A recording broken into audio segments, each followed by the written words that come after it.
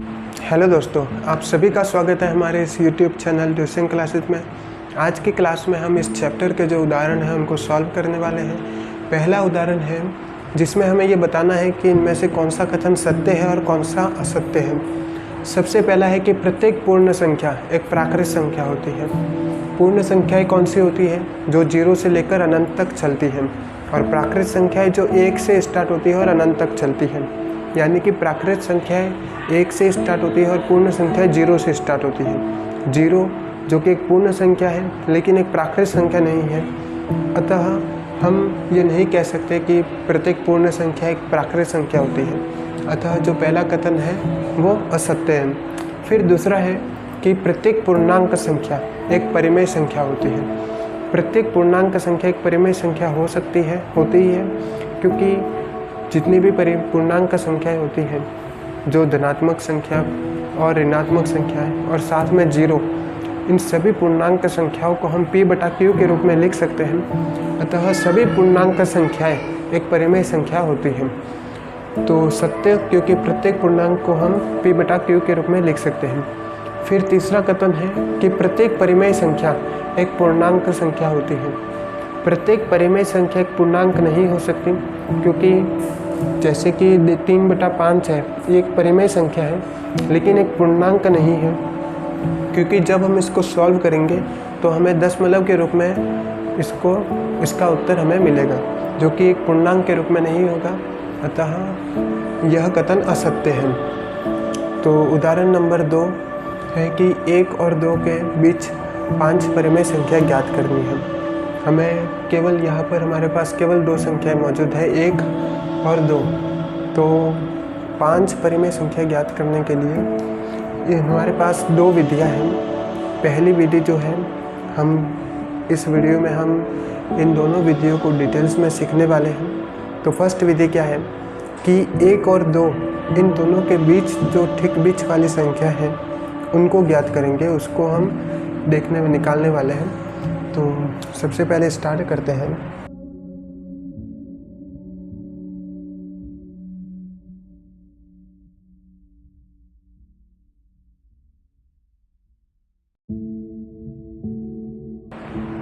तो हमें क्या करना है कि 1 और 2 इन दोनों संख्याओं के ठीक बीच वाली संख्या निकालनी है।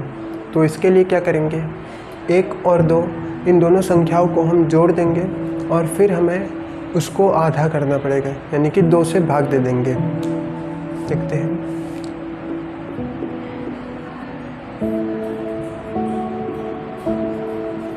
एक और 2 को जोड़ने पर हमें 3 प्राप्त होगा, 3/2।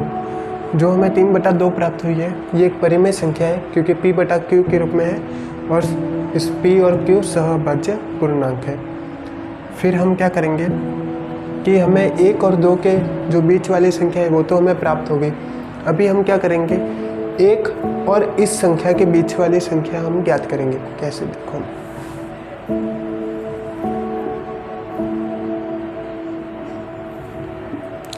ये संख्या रेखा है, यहाँ पर 0, 1 इस प्रकार से चलता रहता है। तो हम क्या करने वाले हैं, हम यहाँ पर केवल 1 और 2 को संख्या रेखा पर दर्शाएंगे। देखो, 1 और 2। तो हमने सबसे पहले 1 और 2 के ठीक बीच वाली संख्या, यानी कि इनके बीचों बीच जो कि है 3/2, इसको ज्ञात कर लिया। अभी हम क्या करेंगे, 1 और 3/2 के जो बीच वाली संख्या है उसको निकालेंगे। तो इस संख्या को हम निकालेंगे। हम सेम वही प्रोसेस जैसे कि हमने 1 और 2 को जोड़ा था, फिर उसमें 2 का भाग दे दिया था। अभी हम इसमें भी ऐसा ही करेंगे।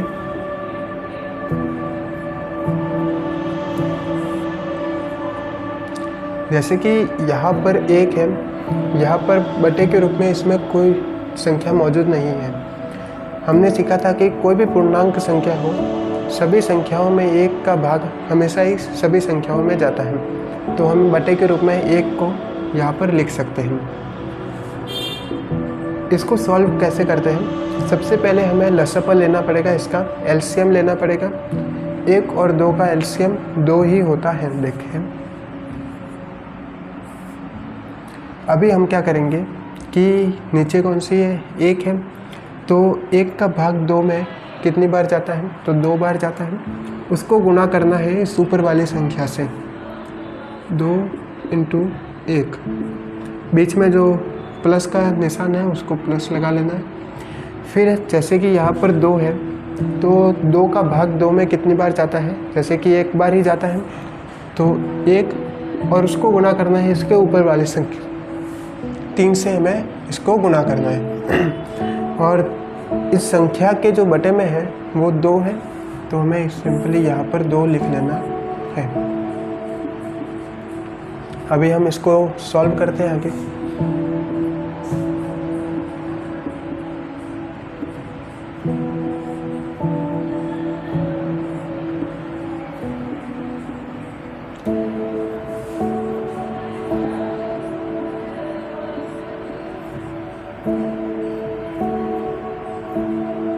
अगर इस प्रकार की स्थिति हो तो हम इसको कैसे सॉल्व करेंगे। जैसे कि यहाँ पर 2 है, तो यह भी एक पूर्णांक संख्या है, तो इसको भी हम बटे के रूप में 1 लिख सकते हैं यहाँ पर। तो ये 2/1 है और 5/2 है।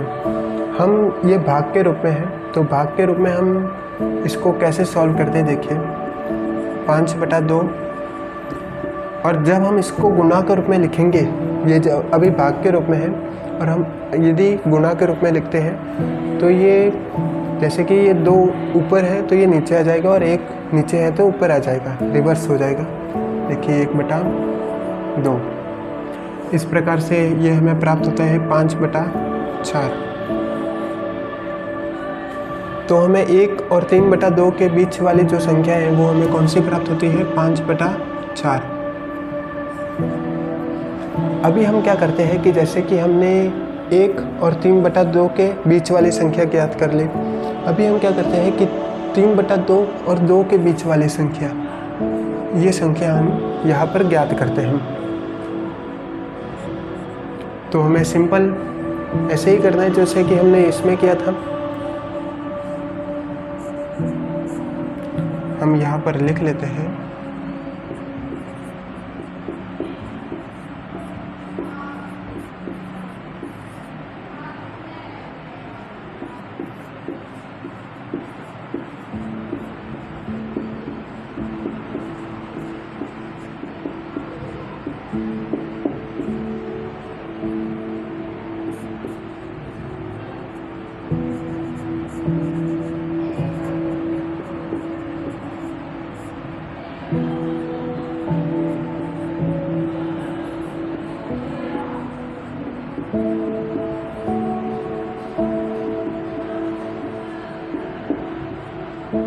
अभी हम इसी प्रकार से 3/2 और 2 के बीच वाली संख्या ज्ञात करेंगे।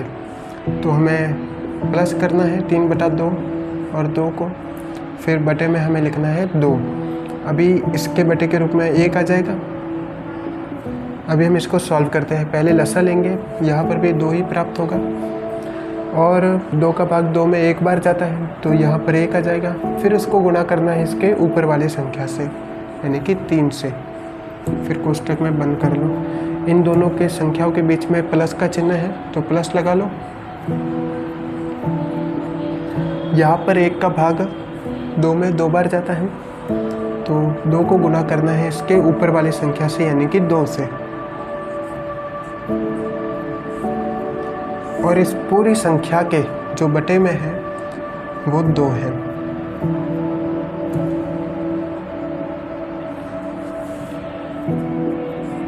अभी हम इसको सॉल्व कर लेते हैं।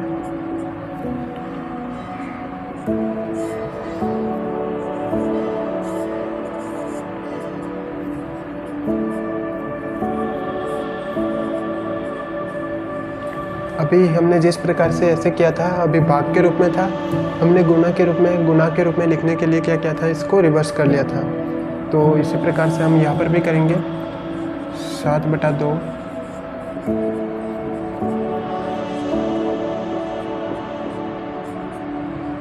तो हमें कौन सी संख्या प्राप्त होती है, 7/4।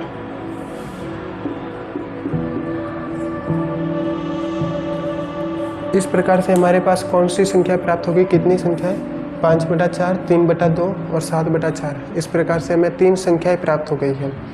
अभी हम क्या करेंगे, इसी प्रकार से इन दोनों संख्याओं के बीच में भी एक संख्या होगी, इन दोनों संख्याओं के बीच में भी एक संख्या होगी, तो हमें ये और ये ज्ञात करनी है।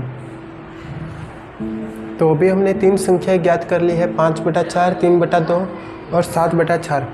अभी हम क्या करेंगे, 1 और 5/4 के बीच वाली संख्या हम ज्ञात करेंगे और दूसरी संख्या हम ज्ञात करेंगे 7/4 और 2 के बीच वाली। तो सबसे पहले हम ज्ञात करते हैं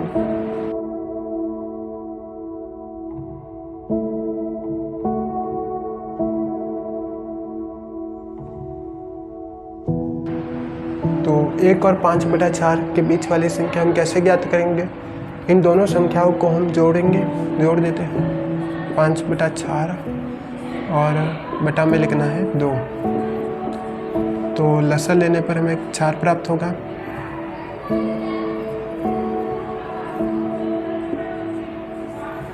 लसा लेने पर हमें 4 प्राप्त होगा। अभी 1 का भाग 4 में 4 बार जाता है, इसको ऊपर वाली संख्या 1 से गुना कर देंगे। प्लस करना है हमें 4 का भाग 4 में 1 बार इंटू ऊपर वाली संख्या 5 से गुना कर देंगे, बटे में आ जाएगा 2। अभी हम इसको सॉल्व कर लेते हैं। 4 + 5/4 / 2 9/4 / 2/1 9/4 1/2 9/।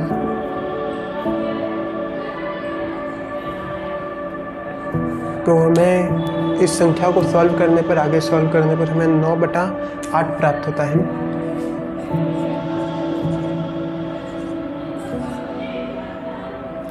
अभी हम इसी प्रकार 7/4 और 2 के बीच वाली संख्या ज्ञात करेंगे। 7/4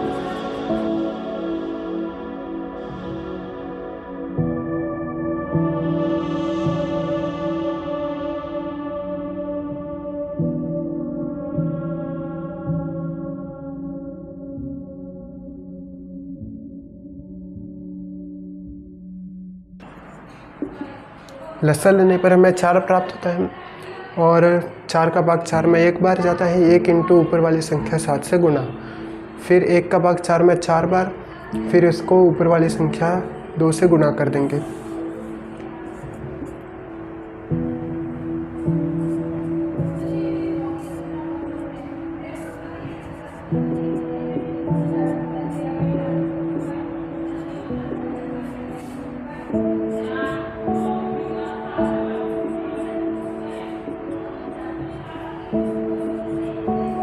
तो हमें प्राप्त होती है संख्या 15/8, 7/4 और 2 के बीच।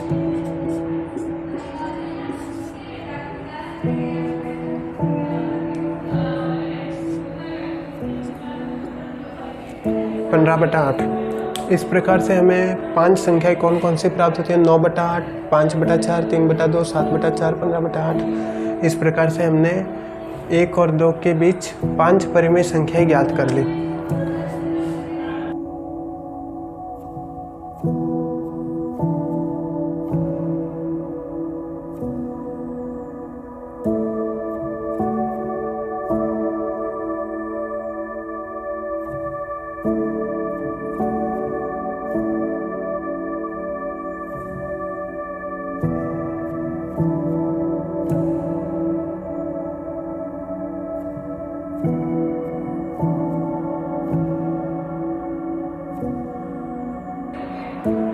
इस प्रकार से हमने पहली विधि से 1 और 2 के बीच 5 परिमेय संख्या ज्ञात की है।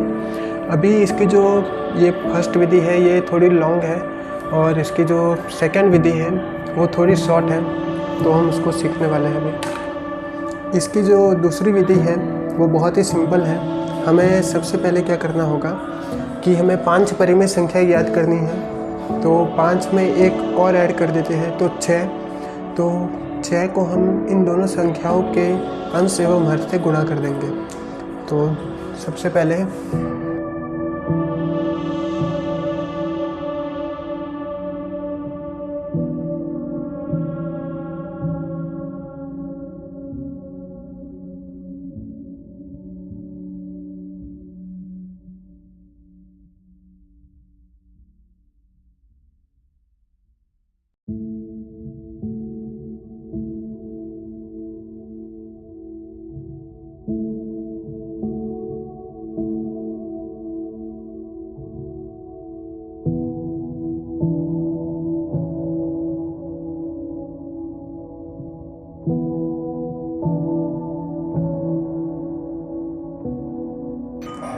हम क्या करेंगे कि 6 को इन दोनों संख्याओं 1 और 2 के अंश एवं हर से गुणा कर देंगे।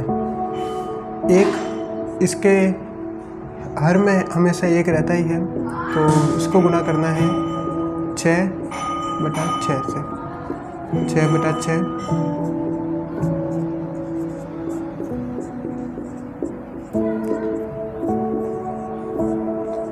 1 को 6/6 से गुणा करने पर हमें 6/6 प्राप्त होगा और 2 को 6/6 से गुणा करने पर हमें 12/6 प्राप्त होगा। तो अतः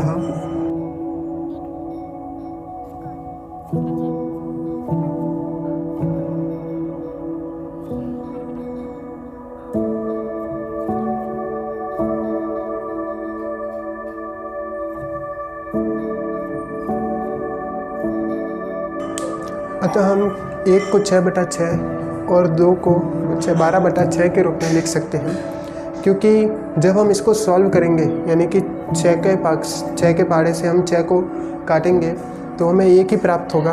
अतः 1 और 6/6 ये दोनों तुल्य भिन्न हैं, समान हैं।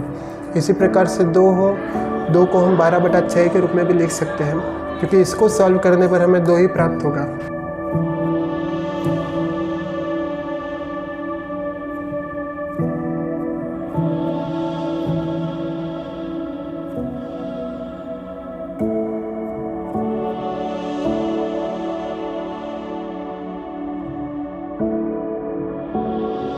तो हमें 1 और 2 के बीच 5 परिमेय संख्या ज्ञात करनी है। हम क्योंकि 1 को 6/6 और 2 को 12/6 के रूप में लिख सकते हैं, अतः इन दोनों के बीच जो परिमेय संख्याएं होगी वो 1 और 2 के बीच भी परिमेय संख्याएं होगी, क्योंकि 1 और 6/6 दोनों समान हैं, तुल्य भिन्न है, और 2 और 12/6 तुल्य भिन्न है, समान है।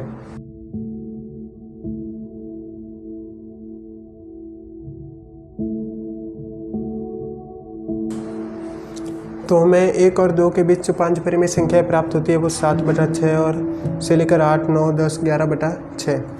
हमने यहाँ पर 5 + 1 किया था, हमने केवल 1 को ही जोड़ा था, 2, 3 अन्य संख्याओं को इसमें नहीं जोड़ा, क्योंकि जब हम 1 को जोड़ते हैं तो हमें केवल 5 परिमेय संख्या ही प्राप्त होगी। अगर हम 2 को जोड़ते तो हमें 6 प्राप्त होगी, और अगर हम 3 को जोड़ते तो हमें 7 प्राप्त होती। इसलिए हम केवल 1 को ही जोड़ते हैं, ताकि हमें जैसे कि हमें 5 प्राप्त करनी है तो हमें 5 प्राप्त हो। आज की क्लास में हमने उदाहरण 1 और उदाहरण 2 को सॉल्व कर लिया है। उदाहरण 2 में हमने 2 विधियों को सीखा। जो पहली विधि है वो 2 संख्याओं के बीच वाली संख्या ज्ञात करके हम उसमें परिमेय संख्या ज्ञात करते हैं, और दूसरी मेथड में हम जितनी संख्या ज्ञात करनी है उसमें 1 को ऐड करते हैं और उस नई संख्या को हम ऊपर नीचे अंश एवं हर से गुणा कर देंगे। इस वीडियो को अंत तक देखने के लिए धन्यवाद।